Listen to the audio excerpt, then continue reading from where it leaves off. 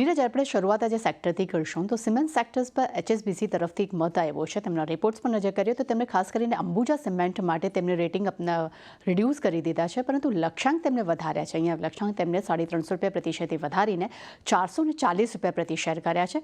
અને તેમનું એવું કહેવું છે કે અંબુજા સિમેન્ટનો જે ખર્ચ જે છે મેનેજમેન્ટ જે તે 12% ઘટાડવાની અપેક્ષા રાખી રહ્યું છે. તે સાથે તેમના ક્ષમતા વિસ્તારની યોજના છે તે પણ ખૂબ જ તેમને આક્રમક લાગી રહી છે. સાથે તેમને બીજી તરફ ACC માટે તે પણ તેમને રેટિંગ રિડ્યુસ કર્યા છે અને આ લક્ષ્યાંક એમના તરફથી વધારવામાં આવ્યા છે. તેમને ₹2000 પ્રતિ શેરથી વધારીને ₹2100 પ્રતિ શેર કર્યા છે. ત્યાં જ સિમેન્ટ સેક્ટર બાદ હવે સિમેન્ટ કંપની પર જ નજર કરીએ તો શ્રી સિમેન્ટ પર નોમુરા તરફથી મત જાહેર થયો છે. અહીંયા બાય રેટિંગ જોવા મળ્યા છે. લક્ષ્યાંક ₹33,400 પ્રતિ શેર કરવામાં આવ્યા છે. તેમનું માનવું છે કે બીજા ક્વાર્ટરમાં પણ કંપનીનો ઇન્ડસ્ટ્રી લેન્ડિંગ પરફોર્મન્સ જે છે તે ખૂબ જ શાનદાર રહ્યું છે. સાથે જ FY25માં વોલ્યુમ ગ્રોથ પણ મજબૂત રહ્યો છે અને મેનેજમેન્ટને વોલ્યુમ ગ્રોથ અને કોસ્ટ લીડરશિપ છે તેમાં પણ તેઓ એક પોઝિટિવિટી દેખાડી રહ્યા છે. ત્યારબાદ નજર કરીએ ભારતીય એરટેલ પર. HSBC તરફથી હોલ્ડ રેટિંગ મળ્યા છે. અહીંયા લક્ષ્યાંક તેમને ₹1220 પ્રતિ શેર કર્યા છે. તેમના મતે Q4ના પરિણામ ઇનલાઇન રહ્યા છે. ગ્રોથ યથાવત રહ્યો છે. સાથે મોબાઈલ ARPUમાં જે વધારો થયો છે અને નોન મોબાઈલ સેગમેન્ટમાં પણ મજબૂત ગ્રોથ જોવા મળ્યો છે. ભારતીય એરટેલ પર નોમુરાનો મત જાણશું. એમના તરફથી બાય રેટિંગ આવ્યા છે. અહીંયા લક્ષ્યાંક ₹1550 પ્રતિ શેર કર્યા છે. તેમનું માનવું છે કે ભારતના બિઝનેસમાં ખૂબ જ મજબૂત પ્રદર્શન જોવા મળ્યું છે, પરંતુ સૌથી અગત્યનું એ છે કે કંપનીનું દેવું ઘટીને હવે 2 લાખ કરોડ પર આવી ગયું છે અને તેમને 5G રોલઆઉટ પર કેપેક્સ વધારીને તેમને 38,200 કરોડની કરી છે અને ARPUમાં જે વધારો આવ્યો છે જેને કારણે કરીને કંપનીને મોટો ફાયદો પણ થયો છે. ત્યારબાદ અદાની પોર્ટ્સ પર મોર્ગન સ્ટેનલીનો મત જાણશું. એમના મતે ઓવરવેટ રેટિંગ આવ્યા છે.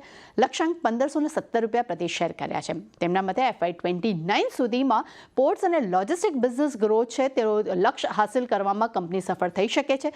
તે સાથે તેમનું એ પણ કહેવું છે કે FY29 સુધી કાર્ગો વોલ્યુમ જે છે તે 1000 MT સુધી પહોંચવાનો પણ લક્ષ્ય છે અને સૌથી અગત્યનું કે લોજિસ્ટિક આવક અને એબિટા ગ્રોથ જે છે તે 7 ગણા વધવાની પણ તેઓ અપેક્ષા રાખી રહ્યા છે.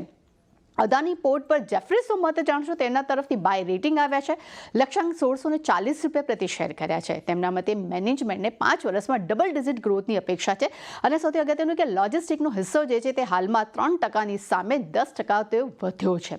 ત્યારબાદ કોલગેટ પર HSBCનો મત જાણશો. અહીંયા રેટિંગ ડાઉનગ્રેડ કરીને હોલ્ડ કરવામાં આવ્યા છે. લક્ષ્યાંક ₹2900 પ્રતિ શેર કરવામાં આવ્યા છે. સામે જ કોલગેટ પર નોમુરાનો મત જાણશો. તેના તરફથી રેટિંગ ડાઉનગ્રેડ કરીને રિડ્યુસ કરવામાં આવ્યા છે. લક્ષ્યાંક ઘટાડવામાં આવ્યા છે. ₹2450 પ્રતિ શેર કરવામાં આવ્યા છે. તેમનું માનવું છે કે રિસ્ક રિવોર્ડ જે છે તે અનફેવરેબલ લાગી રહ્યો છે. સાથે ઓવરઓલ વોલ્યુમ ગ્રોથ જે છે તેમાં દબાણ આવ્યું છે.